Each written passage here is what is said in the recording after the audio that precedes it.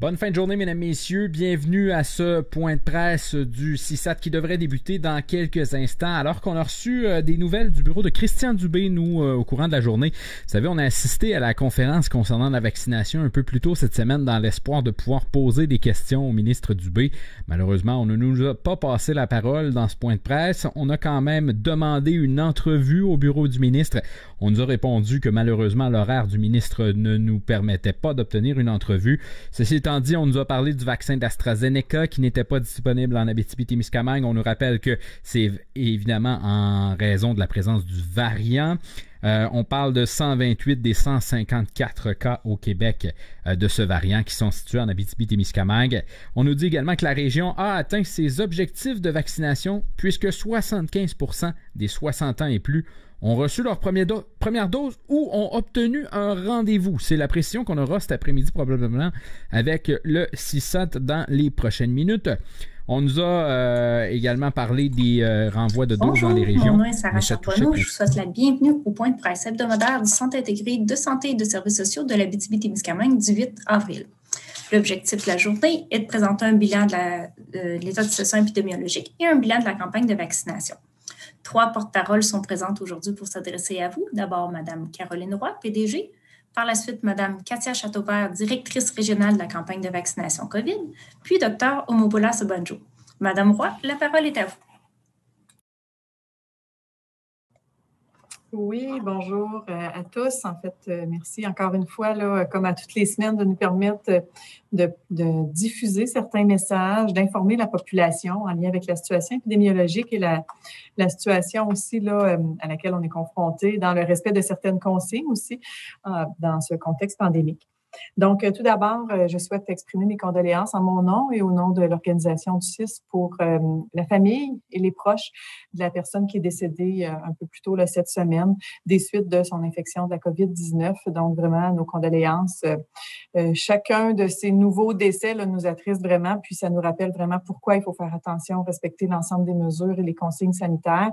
Donc, on a maintenant un nouveau décès qui s'additionne au lourd bilan là, en lien avec la maintenant, je voulais aussi revenir sur les mesures qui sont applicables à compter d'aujourd'hui en palier orange. Donc, on a effectivement une modification de certaines consignes à appliquer dans les régions, que ce soit en palier orange ou en palier rouge. Et je vais revenir sur les modifications applicables en palier orange qui nous concernent en Abitibi-Témiscamingue. Donc, à compter d'aujourd'hui, les déplacements dans les régions qui sont en palier jaune sont interdits. Donc, il n'est pas question de fermeture ferme des barrières avec des barrages routiers, mais réellement, les déplacements sont interdits vers ces différents territoires, dont notamment le nord du Québec, qui peut nous concerner principalement parce qu'on a plusieurs travailleurs, entre autres, qui y travaillent. Ce qui m'amène à vous dire qu'il y a quand même les exceptions là, qui seront appliquées, qui sont permises, c'est-à-dire un travailleur, une personne, parce qu'on a des zones frontalières là, assez près avec le nord du Québec, notamment dans le secteur d'Abitibi-Ouest. Donc, quand on veut aller porter notre enfant à la garderie, revenir au travail dans l'autre région ou des éléments comme ceux-là, bien évidemment, ce sera permis. Et c'est considéré, là, si jamais la Sûreté du Québec vous interpelle, mais il faut se rappeler que les déplacements vers ces secteurs sont interdits. J'élargirais un peu en vous disant, ben c'est vraiment encore une fois non recommandé de se déplacer entre les régions. Vous le savez, il y a maintenant plusieurs variants présents en province. La prépondérance ici est aux variants sud-africains. Dans d'autres régions, c'est pas la même chose. On sait très bien que les variants sont en train de prendre le dessus sur la souche initiale de la COVID-19. Par contre, là, on veut vraiment limiter les transmissions puis la propagation des différents variants, évidemment, entre les régions. Donc, limitons nos déplacements, on limite ça aux déplacements essentiels, puis on évite de se promener entre les régions. Maintenant, autre consigne qui s'applique aussi à partir d'aujourd'hui, qui concerne tout le volet des sports et loisirs, les activités extérieures. Donc, toujours permises, activités extérieures récréatives ou de sport pour des regroupements de 12 personnes. Toujours le respect du 2 mètres de distanciation qui se maintient, l'ajout et le port de masque. Donc, vraiment, même si vous respectez le 2 mètres, que vous êtes en train de prendre une marche, de vous promener au parc et que vous êtes à 2 mètres de votre frère, de votre voisin, vous portez maintenant le masque. Donc, on devrait voir à partir d'aujourd'hui vraiment le port du masque dans nos endroits publics extérieurs, parce que c'est là souvent où les gens peuvent se réunir pour faire des regroupements à distance, évidemment, mais réellement port du masque. Ce qui veut dire que vous prenez une marche sur le trottoir, port du masque. Vous faites une promenade en vélo avec votre voisin, port du masque. Donc, vraiment, là, c'est le port du masque à l'extérieur maintenant qui s'applique. Évidemment, à l'exception d'à partir du moment où vous êtes seul ou à partir du moment où vous êtes avec votre bulle familiale exclusivement. Activité intérieure maintenant pour sport et loisirs toujours. On revient à ce qu'on était en période des fêtes, c'est-à-dire une seule personne, une dyade avec un entraîneur ou seulement la bulle familiale. Donc, les différents plateaux techniques qu'on a à l'intérieur de nos municipalités ou les associations là, sportives sont en train de revoir complètement là, leur façon d'organiser l'accès à ces activités-là afin de pouvoir permettre, selon les modalités là, qui leur seront possibles, la pratique de sport intérieur, mais je le répète, seul, en dyade seulement, avec un entraîneur si c'est pertinent ou si c'est requis, et en bulle familiale. Donc, à partir d'aujourd'hui, également, c'est ce qui s'applique. Les salles d'entraînement, modification également. Donc, salle d'entraînement, port du masque en tout temps. Vous êtes sur le tapis, vous êtes sur un appareil, vous êtes en train là, de faire une activité physique dans la salle d'entraînement. Le port du masque est maintenant exigé en tout temps. Donc, à partir du moment où vous entrez dans l'installation de la salle d'entraînement, vous portez le masque et vous l'enlevez seulement à la sortie. Évidemment, exception, si vous devez boire une gorgée d'eau, là, vous baissez le masque temporairement. Donc, tout ça, on le comprend bien. La restauration, la réglementation n'a pas changé. Donc, nos salles à manger sont toujours ouvertes, toujours 2 personnes adultes accompagnées de leurs enfants, mais vous devez demeurer à la même table pendant toute la période là, du repas. Il y a eu quelques constats dans certaines régions du Québec où vraiment les gens changeaient de table pour pouvoir partager avec d'autres qui avaient peut-être réservé au même endroit une autre table. Mais vraiment, la consigne, elle est stricte et maintenant devrait être respectée. Aucun changement de table pendant toute la période du repas à partir du moment où vous êtes au restaurant. Cinéma, salle de spectacle, maintenant distanciation stricte de 2 mètres qui est requise entre les différents sièges où vous assistez à une prestation ou une projection au cinéma. Puis, port du masque également, à l'exception du moment où quand vous mangez ou quand vous buvez, mais port du masque même à partir du moment où vous êtes assis à votre siège. Puis, pour les lieux de culte, 100 personnes maximum. Puis, pour les mariages, 25 personnes. Donc, on revient là, avec une réduction d'un certain nombre de personnes permis. Je terminerai en vous mentionnant que pour le milieu scolaire, il y a également des modifications qui seront, elles, appliquées à partir de lundi prochain, donc lundi 12 avril. Et la grande modification est le port du masque pour tout le primaire et le secondaire. Donc, port du masque qu'on appelle chirurgical ou de procédure à partir de la première année du primaire jusqu'au 5e secondaire, en tout temps, dans les classes, aires de circulation, corridors, à l'exception du moment où les enfants vont prendre leur repas. Où là, ce sera permis, avec le respect de la bulle classe et de la distanciation, d'enlever temporairement le masque pour ceux qui mangent à l'école, mais port du masque. Le masque sera fourni par l'école, donc les parents, vous n'avez pas besoin d'aller vous procurer certains masques. Le masque est fourni par l'école. Puis, il y aura aussi une adaptation possible là, avec l'école pour certains masques plus petits, pour les plus petits visages de nos enfants là, qui fréquentent le niveau primaire. Donc, tout ça en place à partir de lundi prochain. Et on revient également avec les activités parascolaires par groupe classe uniquement. Donc, il n'y a plus l'élargissement possible là, de 2 groupes classes qui peuvent se joindre, seulement activités parascolaires en groupe classe uniquement. Donc, ce sont les principales modifications des consignes pour aujourd'hui et pour le milieu scolaire à partir de lundi prochain. Je vais juste dire quelques mots quant au vaccin AstraZeneca. On reçoit plusieurs questions, préoccupations en lien avec ce vaccin-là. Je le rappelle, le vaccin AstraZeneca actuellement n'est pas distribué. On ne l'utilise pas en région avec la présence du variant sud-africain qui présentement, là, c'est confirmé, ce variant-là ne répond pas bien au niveau de l'efficacité pour le vaccin AstraZeneca. Donc, il ne sera pas en région. On n'a aucune clinique sans rendez-vous. On n'aura pas non plus de clinique avec rendez-vous qui vont se déployer pour le vaccin AstraZeneca dans les prochains jours, prochaines semaines. Donc, je tiens à rassurer la population ou à informer la population là, à ce sujet-là. Sur ce, je serai disponible pour répondre à vos questions s'il y en a à la fin de l'information qui sera donnée par mes collègues. Merci, Sarah. Merci beaucoup, Madame Roy. Madame Châteauvert, je vous laisse poursuivre. Oui, bonjour tout le monde. Ça me fait plaisir d'être avec vous cet après-midi. Donc, on va poursuivre avec la vaccination. Actuellement, en Abitibi-Témiscamingue, nous sommes à vacciner ou à prendre des rendez-vous pour la population de 60 ans et plus. Et ce, dans toutes les MRC, il y a des plages de rendez-vous de disponibles. Nous avons aussi des plages de disponibles pour les travailleurs de la santé phase 2, mais uniquement pour les travailleurs de l'établissement, c'est-à-dire du CIS de l'Abitibi-Témiscamingue. Concernant les travailleurs de la santé phase 2 hors établissement, des consignes suivront prochainement et les gens concernés recevront l'information pour l'inscription de ces travailleurs-là. Je sais qu'actuellement, il y a beaucoup de questions parce qu'à Montréal, il y a d'autres groupes prioritaires qui sont annoncés, mais pour le moment, l'Abitibi-Témiscamingue, on vaccine les 60 ans et plus et les travailleurs de la santé uniquement au CIS de l'Abitibi-Témiscamingue. Aussi, à titre d'information, nous aurons la vaccination à domicile à compter de la semaine prochaine dans chacune des MRC qui va être déployée là, avec les soins à domicile. Donc, dès au début de la semaine prochaine, là, ils sont dans la planification là, pour l'organisation de la vaccination à domicile. Puis, je rappelle que la vaccination à domicile va être possible pour les gens qui sont dans l'incapacité de se déplacer dans les sites de vaccination que nous avons là, dans nos sites respectifs.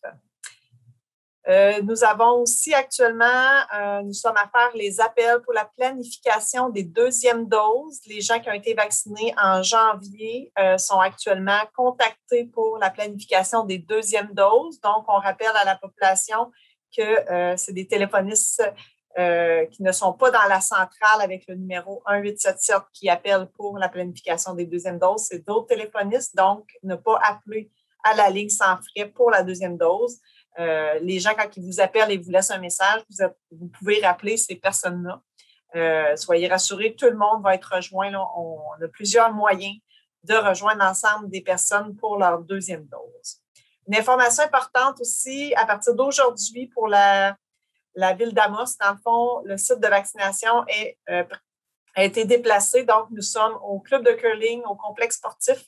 Les gens doivent se rendre au 182 10e avenue Est pour la vaccination pour le site d'Amos, que ce soit pour des premières ou des deuxièmes doses. C'est dans ce site de vaccination-là que nous allons maintenant.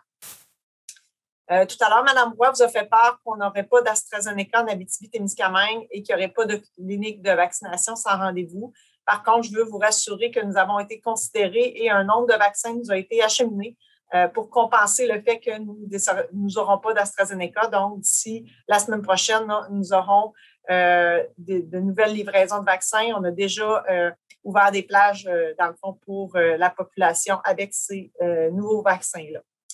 Donc, poursuivrai. Sarah, est-ce que tu peux partager les statistiques, étant donné que Mme Landry n'est pas là? Donc, en date d'aujourd'hui, nous avons 25 190 personnes qui ont été vaccinées en Abitibi-Témiscamingue. Donc, on parle d'un taux de 16,9 pour la première dose, ce qui est très positif. On le voit, dans le fond, réparti là, selon la population. Donc, quand on parle de vaccination de masse, 63 c'est-à-dire on parle des gens de 60 ans et plus, 23 pour nos travailleurs de la santé, 3 en CHSLD, 9 en résidence personnes âgées et 2 en RTF. Ici, nous avons le tableau de notre portrait de vaccination en Abitibi-Témiscamingue.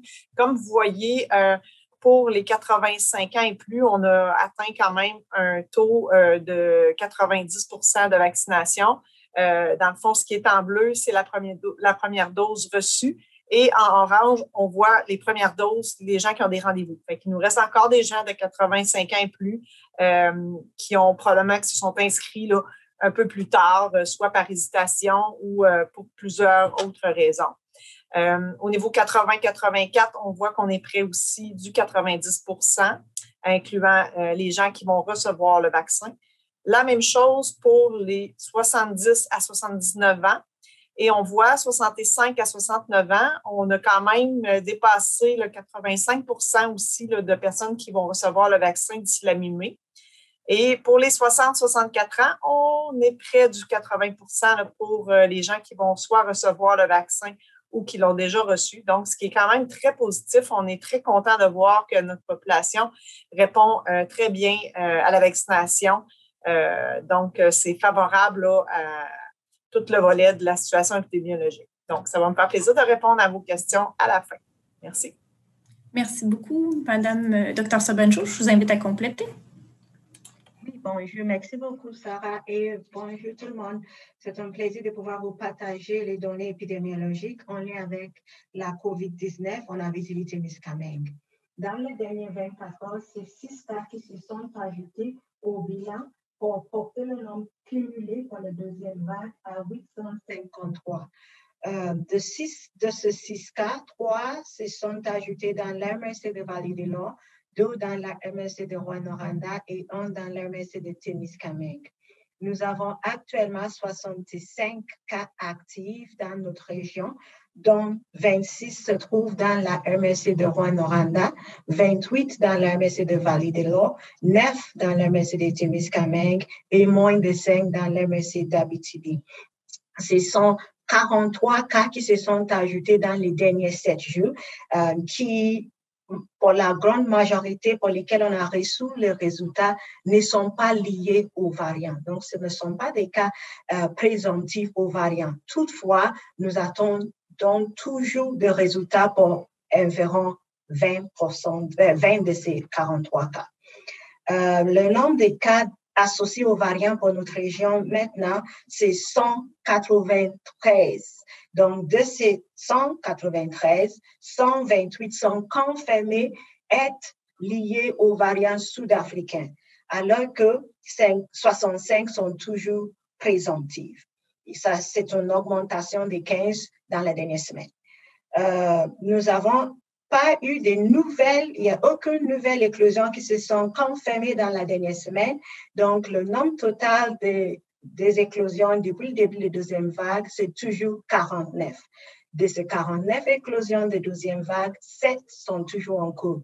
Nous avons fermé une éclosion dans la dernière semaine et c'est celle qui est associée à la RPA Jardin du patrimoine d'Amos. Nous avons aussi une diminution des nombres de personnes qui sont en isolement. Nous avons environ 180 personnes en isolement, qui est une diminution parce que la semaine dernière, il y était près de 300 personnes qui étaient en isolement. Le nombre de tests qui ont été réalisés dans les dernières semaines a augmenté. Nous avons effectué 2472 tests de la COVID dans nos établissements. Et on voit que le nombre de variants à travers la province ne qu'augmenter parce que 70% des tests qui sont positifs pour la COVID sont présomptivement ou assurément associés aux variants. C'est là l'importance de continuer notre vigilance. On constate en région qu'au cours des derniers jours, il y a eu une stabilité. Nous avons quand même 2 personnes qui sont hospitalisées. Ils ne sont pas aux soins intensifs, mais on veut mieux protéger les personnes vulnérables pour pas avoir des gens qui vont avoir des complications de la COVID. C'est pour ça que c'est important de continuer à faire la vigilance, de continuer à se rappeler que le déplacement dans d'autres régions ou lorsque des gens viennent ici, on sait que des fois, les gens doivent venir chez nous, soit pour le travail ou pour d'autres raisons. La vigilance est toujours de mise. C'est important de s'assurer la mise en place de mesures préventives pour prévenir des transmissions.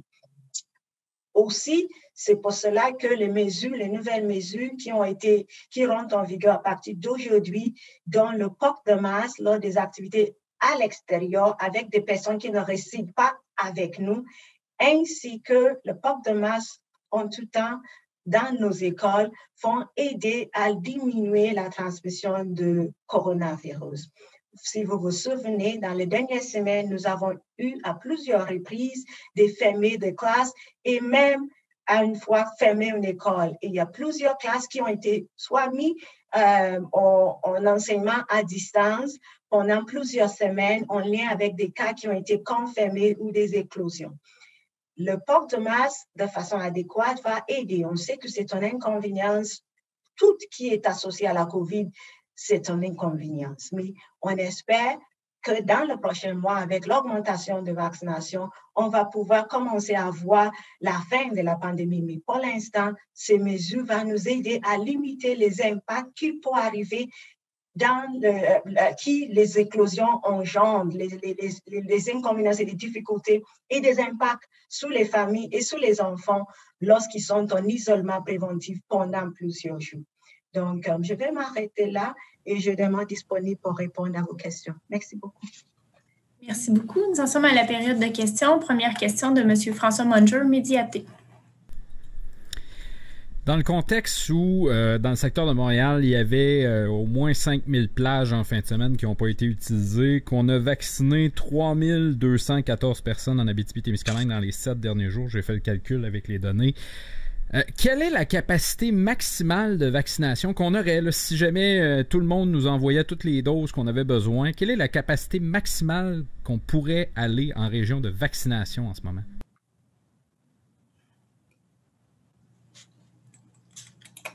Madame Châteauvert, souhaitez-vous répondre?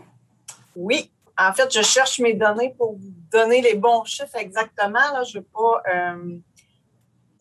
Dans le fond, je vais vous dire ça à l'instant. Je vais ouvrir juste mon document.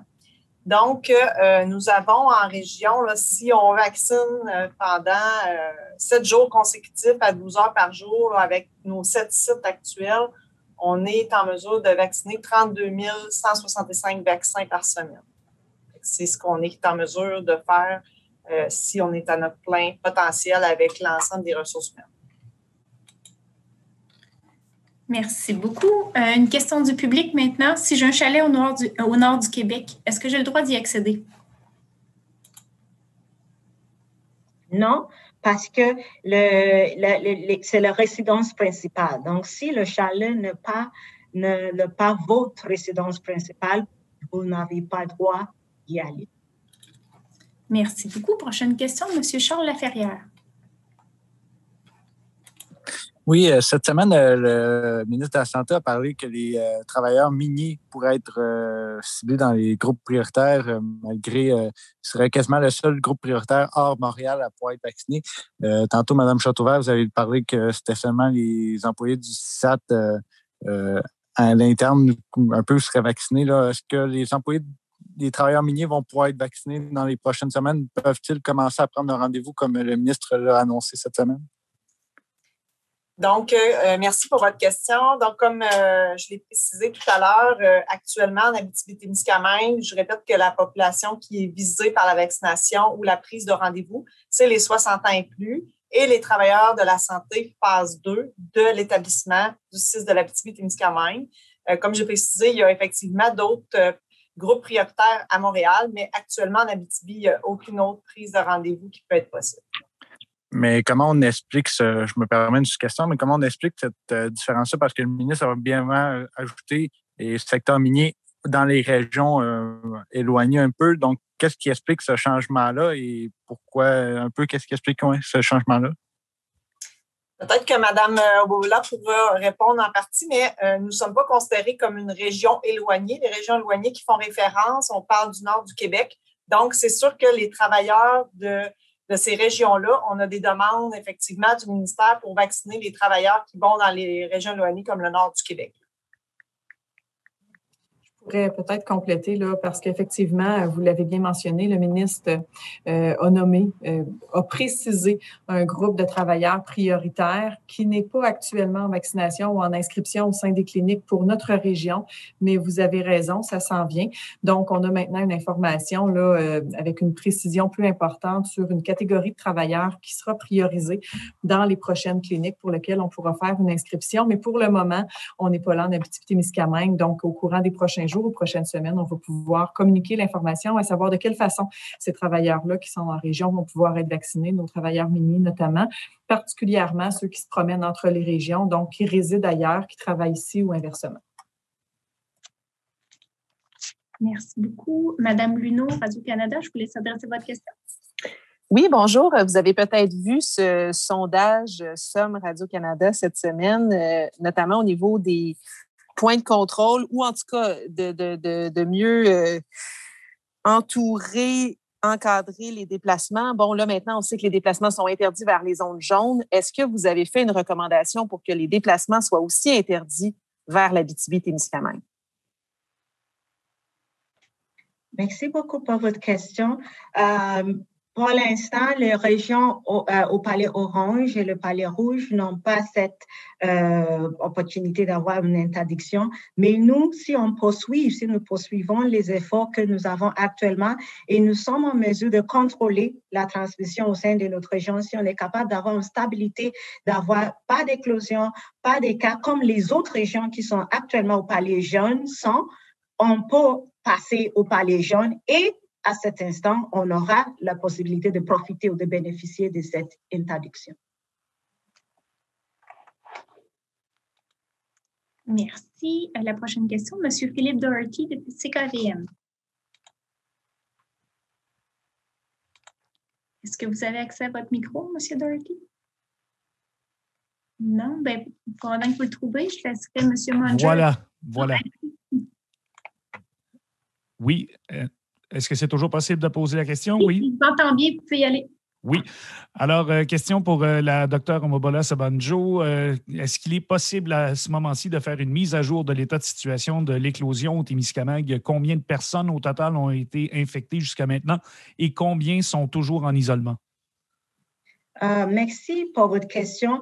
Malheureusement, nous n'avons pas une éclosion. Dans l'MSD Témiscamingue, nous avons eu une éclosion que tout le monde veut avoir des informations en lien avec ça, mais nous avons eu d'autres cas qui ne sont pas nécessairement dans cette éclosion.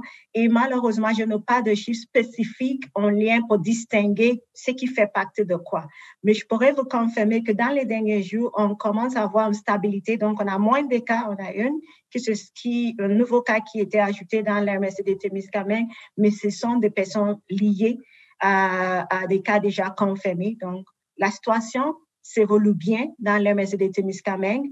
On a des éclosions qui tirent à leur fin, mais je ne peux pas vous dire d'emblée maintenant combien sont encore en isolement ou pas. Merci. Merci beaucoup. Prochaine question du public. Plusieurs qui s'adressent à Dr Sabanjo. Plusieurs personnes demandent s'ils peuvent eux-mêmes choisir les masques jetables pour leurs enfants en réaction aux annonces récentes où certains masques ont été jugés toxiques. Merci beaucoup pour cette question. Je comprends bien la préoccupation et c'est des informations qui est arrivées. C'est des choses que des fois, c'est malheureux, mais ça peut arriver. Et avec les connaissances que nous avons maintenant et la connaissance qu'il y a des masques qui peuvent contenir le graphène qui peut être toxique, l'attention spécifique ou particulière est portée au type de masques qui vont être fournis.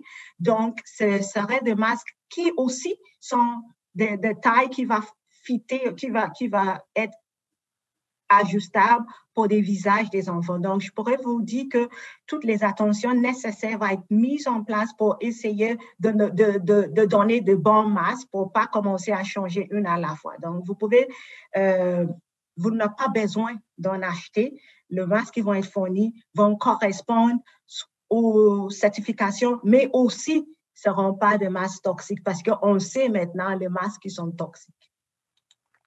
Merci. Monsieur Munger. Oui, donc, je veux revenir sur le fameux 32 165 de capacité si on vaccine 7 jours sur 7 dans les 7 sites. M.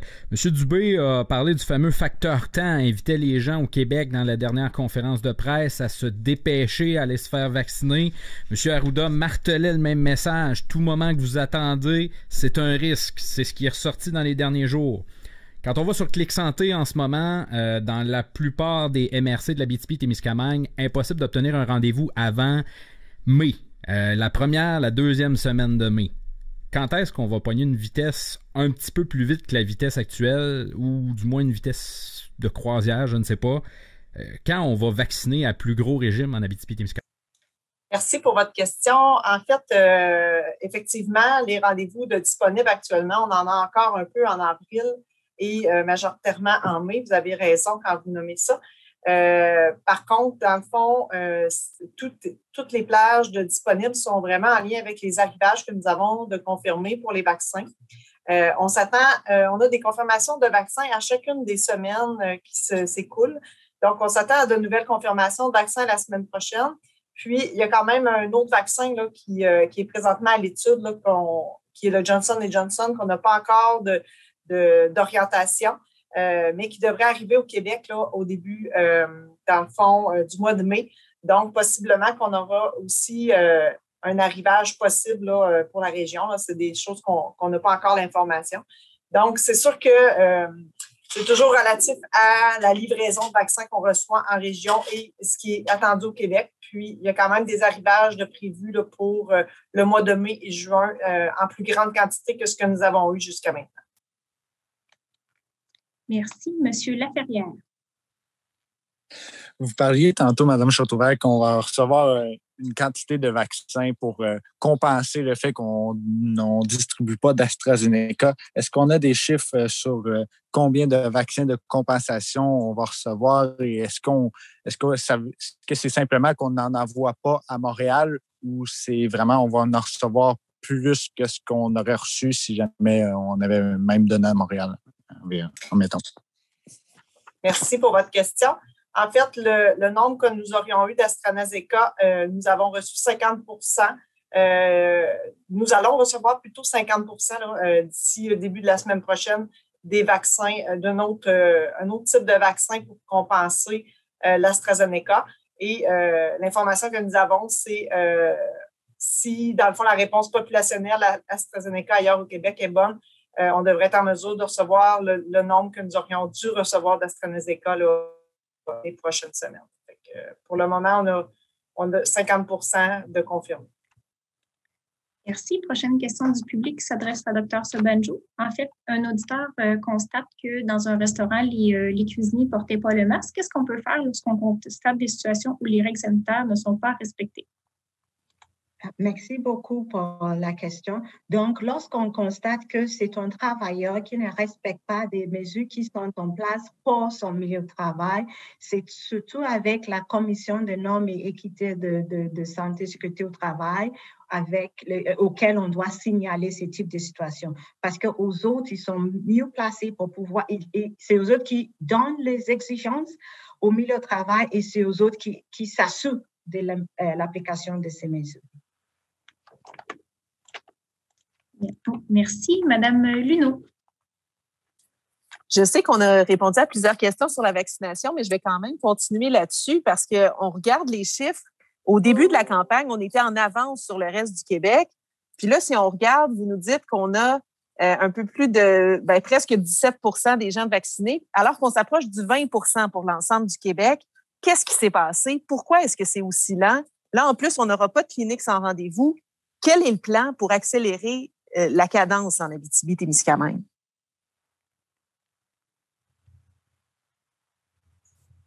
Merci pour votre question. Donc, effectivement, on a eu un petit ralentissement. L'enjeu a eu un impact sur des arrivages de vaccins là, qui a eu du retard. Puis, effectivement, c'est certain que l'AstraZeneca, qui est octroyé ailleurs au Québec, par contre, on a quand même une confirmation qu'on devrait être compensé au niveau des nombres de vaccins. Donc, les vaccins sont attribués aussi en lien avec les situations épidémiologiques. Donc, on a quand même, on n'est plus une situation épidémiologique moins préoccupante présentement en Abitibi que d'autres régions, ce qui fait en sorte que c'est de cette façon que les vaccins sont attribués. Merci. Madame Roy, je vous invite à compléter. Bien, en fait, je veux seulement mettre l'accent sur le dernier élément que Mme Châteauvert a mentionné. Un élément qui est favorable pour nous, qui est réjouissant pour nous en lien avec ce constat-là, c'est le fait que la situation épidémiologique en région est maintenant relativement plus sous contrôle que certaines autres régions du Québec. Puis, il s'agit de regarder la carte avec la répartition du nombre de nouveaux cas et au ratio de la population aussi, qu'est-ce qui est constaté dans certaines autres régions du Québec.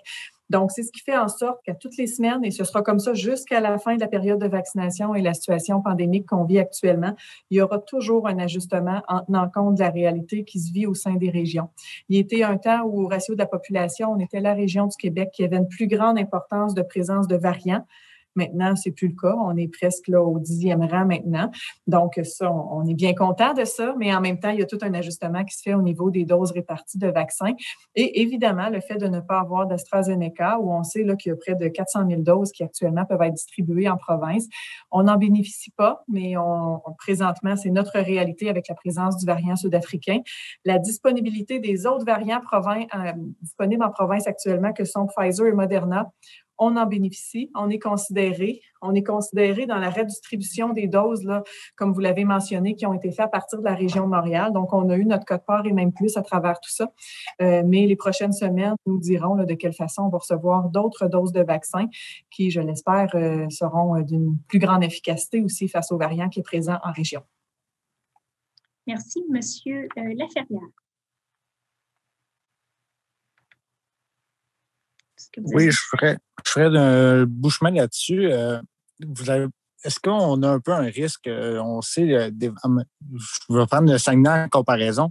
Des fois, la situation était un peu était pas sous contrôle, est revenue sous contrôle. Là, un coup que c'était sous contrôle, on voyait qu'il y avait un autre dérapage. Est-ce que c'est un peu inquiétant qu'on attende que la région soit un peu qu'on perde le contrôle avant de recevoir des doses de vaccin, ou c'est justement rassurant qu'on ait juste la situation de contrôle, on peut se rassurer avec ça? En fait, pour le moment, on peut se rassurer avec ça. C'est le constat d'aujourd'hui. La clé, c'est nos comportements. Vraiment, la façon d'y arriver pour garder la situation sous contrôle, il n'y a pas d'autre chose à faire que de respecter les consignes et les règles sanitaires qui sont en vigueur, parce que le virus se transmet par contacts sociaux. Donc, plus on va limiter nos contacts sociaux, plus on va garder la situation sous contrôle en région. La clé, on l'a tous, individuellement, collectivement. Le respect des différentes mesures qui sont maintenant de nouveau raffermies, j'oserais dire comme ça. Bien, si tout le monde s'y tient, tout le monde tient la bonne ligne de conduite, on va y arriver, puis on va garder la situation sous contrôle.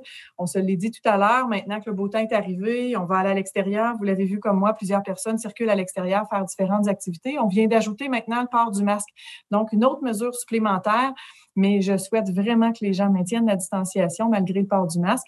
Et c'est à travers toutes ces consignes-là qu'on va garder la situation sous contrôle, qu'on aura nos codes de vaccins en fonction de notre proportion de population.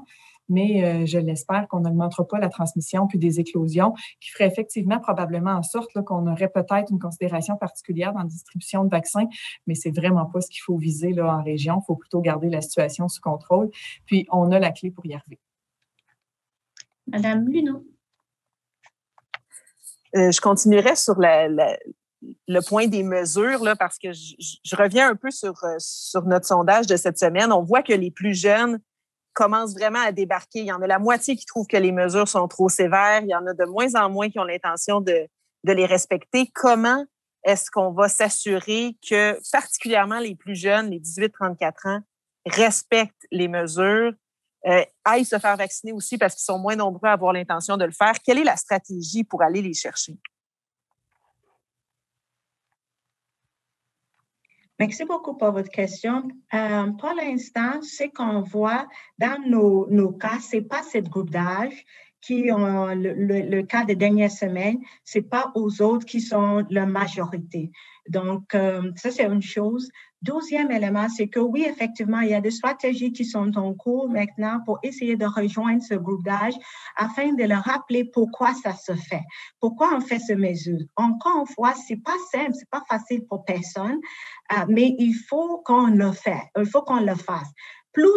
Et aussi parce qu'on voit dans d'autres endroits aussi que ça commence à être des gens, même les personnes plus jeunes commencent à avoir des complications.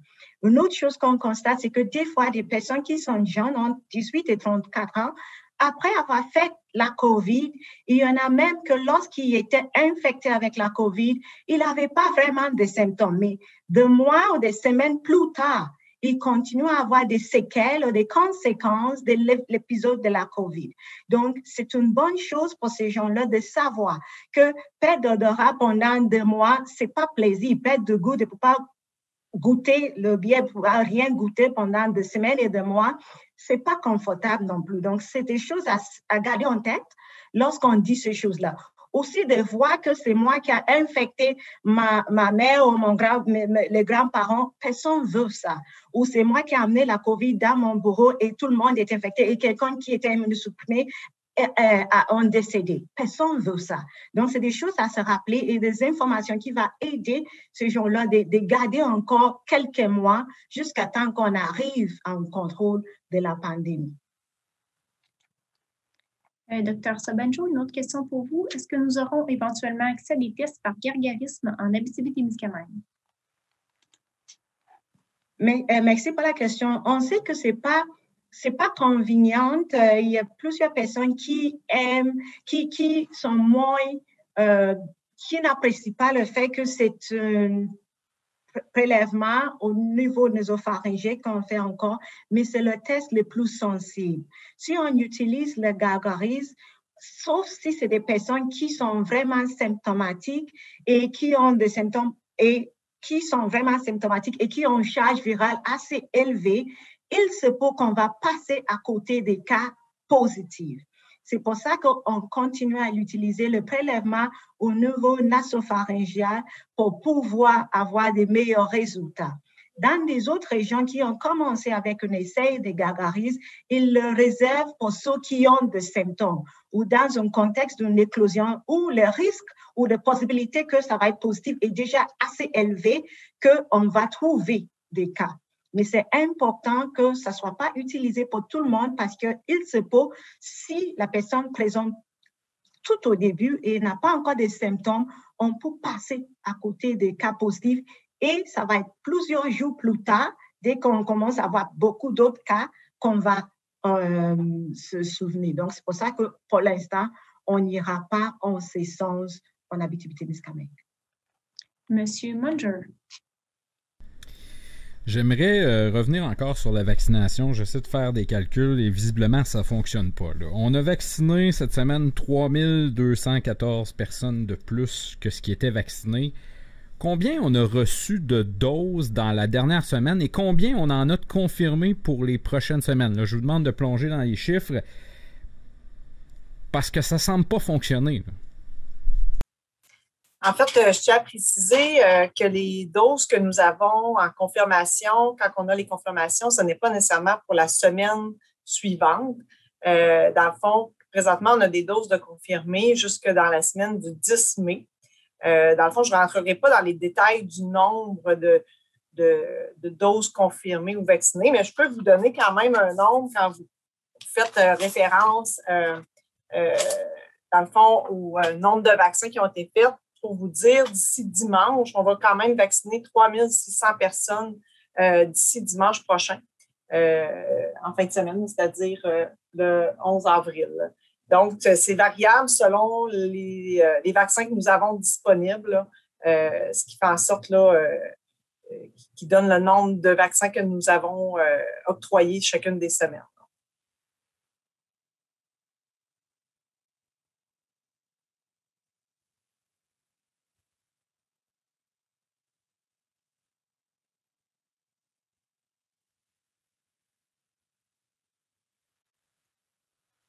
Bien, si on a vacciné 3000 personnes par semaine, puis je vous dis qu'il en reste 3000, donc on peut parler d'environ 6000 vaccins qui étaient disponibles cette semaine.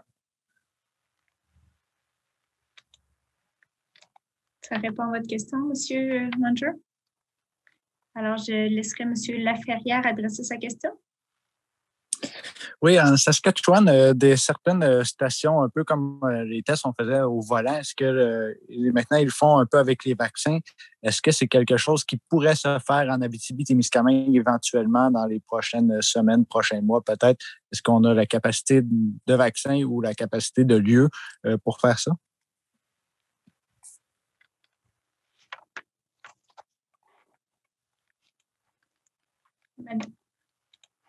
Mais je pourrais débuter. Pour la vaccination au volant, ce n'est pas quelque chose qui est recommandé par la santé publique régionale Pourquoi? Parce que, comme Mme Chateauvet a mentionné, dans nos sites actuels, on est capable de vacciner jusqu'à 30 000 personnes dans une semaine. Et si vous voyez là, dans notre région, avec ça, dans 3-4 semaines, si on a assez de vaccins et assez de personnel, on n'a pas besoin de faire des vaccinations au volant. Parce que la vaccination au volant pose quelques enjeux. Par exemple, il faut être en mesure de pouvoir évaluer la personne 15 minutes plus tard. Et si quelqu'un commence à avoir une réaction, ça peut être difficile de donner des soins nécessaires dans un véhicule. Il y a aussi le risque associé aux sécurités, aux santé au travail, parce que lorsque le véhicule circule, les personnes qui doivent se déplacer vers le véhicule, il y a un risque d'accident qui, ça peut être minime, mais il est présent quand même. Troisième élément, c'est aussi pour les personnes doivent pencher dans le véhicule. Donc, il peut y avoir des enjeux aussi au niveau de leur santé aussi. Donc, pour ces raisons-là, étant donné qu'on a la capacité de faire autrement, pour l'Abitibi-Témiscamingue, la vaccination au volant n'a pas été retenue comme stratégie. Merci, Mme Luneau. Oui, une petite dernière. Il y a eu quand même encore une fois cette semaine pas mal de confusion sur les nouvelles mesures. Mardi soir, le premier ministre n'a jamais fait mention des changements pour le sport intérieur, jamais fait mention du masque obligatoire dans les milieux de travail en tout temps. Il y a un paquet de mesures comme ça, puis nous, comme médias, on reçoit des questions. Donc, j'imagine pas, vous, à la santé publique, à quel point vous recevez des questions. Comment est-ce qu'on peut s'attendre à ce que les gens embarquent et respectent les mesures si on n'est même pas capable de les comprendre et de les expliquer? Est-ce que vous trouvez qu'il y a encore trop de confusion qui perdure pendant parfois des jours, juste avant de rentrer dans le point de presse? Hockey Abitibi-Témiscamingue ne savaient même pas encore s'ils pouvaient continuer leur pratique ou non. Bien, puis, on a déjà eu ces questions-là. En fait, d'abord, merci pour la question. Puis, on a eu, depuis le début de la pandémie, ce type d'échange-là et de questions, à savoir confusion, changement au niveau des différentes mesures. L'enjeu dans tout ça, c'est l'ajustement des mesures en temps réel à partir de l'information disponible qu'on a à ce moment-ci. Et c'est fait comme ça actuellement au niveau du gouvernement. Donc, de s'assurer que ce qui est mentionné aujourd'hui comme mesure avec l'information qui est disponible, c'est la meilleure mesure qui fait l'équilibre entre la santé mentale, entre la protection de la population, entre la capacité aussi d'adhérer à ces mesures-là de la population. C'est les éléments qui sont considérés pour protéger notre réseau, protéger notre population vulnérable, éviter le plus de transmission possible.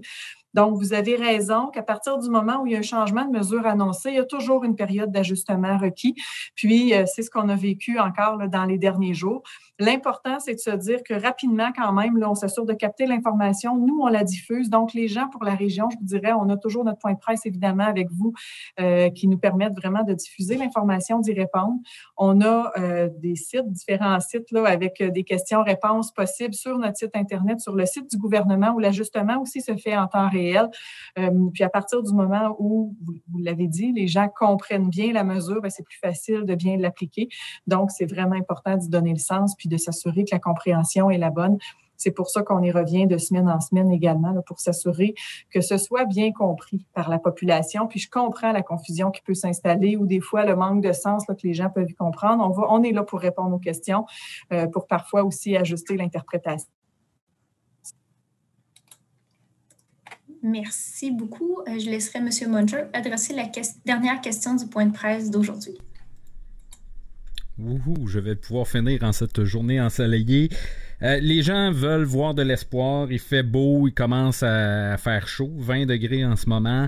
J'aimerais qu'on leur donne un peu d'espoir, qu'on voit un peu de lueur au bout du tunnel. De quoi vont avoir l'air les prochaines semaines en vaccination? J'aimerais qu'on entre dans le détail. Là. J'aimerais qu'on puisse savoir sur papier en ce moment, selon les informations qu'on a. Je sais que ça peut changer, je sais qu'on est dépendant d'un paquet de facteurs, mais est-ce qu'on est capable de dire ça a l'air de quoi les prochaines semaines en termes de programmation de vaccination? Quand est-ce qu'on va passer à d'autres groupes prioritaires? Ça a l'air de quoi? La meilleure information que je peux vous donner, ou la plus juste présentement, c'est toujours en fonction de la ligne de temps du Québec qui est poursuivie puis qui est maintenue. 24 juin, toute la population adulte qui voudra recevoir ou avoir reçu une dose de vaccin, une première dose de vaccin, l'aura reçue. Donc, c'est vraiment la ligne de temps auquel on peut se rattacher actuellement. Probablement qu'avec l'arrivage de nouveaux vaccins, il y aura peut-être une modulation entre les régions par rapport à cette ligne de temps-là qu'on a actuellement, tout comme on a eu dans les dernières semaines, parce que c'est de l'information qu'on ne connaît pas à ce jour, mais la ligne de temps tient la route avec les doses confirmées actuellement des vaccins disponibles. Pour les prochaines semaines, à plus court terme, impossible pour nous de vous donner l'information. C'est de l'information qu'on n'a pas, mais on est assuré d'avoir de nouveaux vaccins dans les prochaines semaines. Donc, à chaque semaine, on va pouvoir vous donner l'information. Et évidemment, à partir du moment où on est capable d'inscrire de nouvelles personnes avec le prochain groupe prioritaire, on diffuse largement l'information. Notre population répond bien aux vaccins. Puis ça, c'est un message d'espoir qui est important pour notre région. C'est pas la même réalité dans toutes les régions. Pour nous, je suis contente de voir que les gens ont bien compris qu'une des façons de se protéger immédiatement, c'est de respecter les consignes, les mesures.